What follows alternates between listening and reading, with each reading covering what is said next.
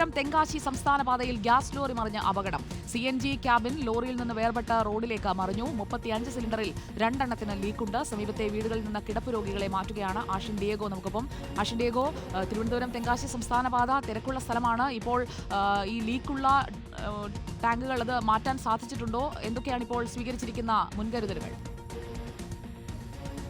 സുജി, അല്പസമയം മുമ്പാണ് ഈ ഒരു അപകടം നടന്നിരിക്കുന്നത്. തിരുവനന്തപുരം തെങ്കാശി സംസ്ഥാന പാതയിലാണ് ഈ ഒരു അപകടം സംഭവിച്ചിട്ടുള്ളത്. വഞ്ചുവത്തിന് സമീപം മഞ്ഞക്കൂട്ടമൂല വളവിലാണ് ഈ ലോറി മറിഞ്ഞത്. ഈ വാഹനത്തിന്റെ പിൻഭാഗത്തെ ക്യാബിൻ ഗ്യാസുമായി CNG ഗ്യാസുമായി വന്ന ലോറിയുടെ പിൻഭാഗത്തെ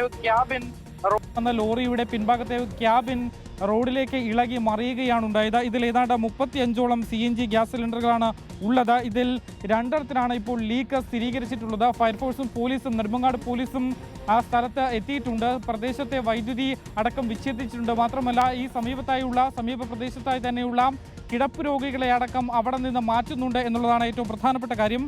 വിതുര നെടുമങ്ങാട് ഫയർ സ്റ്റേഷനിൽ നിന്നും 2 യൂണിറ്റ് ഫയർഫോഴ്സ് യൂണിറ്റാണ് നിലവിലിപ്പോൾ അവിടെ എത്തിയിട്ടുള്ളത്. ഈ ചോർച്ച വലിയ ഗുരുതരമുള്ള ചോർച്ചയല്ല എന്നുള്ളതാണ് മനസ്സിലാക്കുന്നത്. പക്ഷേ മുൻകരുതൽ നടപടി എന്നോണമാണ് നിലവിലിപ്പോൾ സമീപ പ്രദേശത്തു നിന്നും പ്രായമായ കിടപ്പ് രോഗികളടക്കം മുൻകരുതൽ എന്ന നിലയിൽ മാറ്റിക്കൊണ്ടിരിക്കുന്നത്. ചോർച്ച അടയ്ക്കാനുള്ള ശ്രമവും ഒരു ഭാഗത്ത് നടക്കുന്നുണ്ട്. ബാക്കി സിലിണ്ടറുകൾ മറ്റൊരു വാഹനത്തിൽ മാറ്റാനുള്ള ശ്രമങ്ങളും പുരോഗമിക്കുകയാണ്. സുജയ.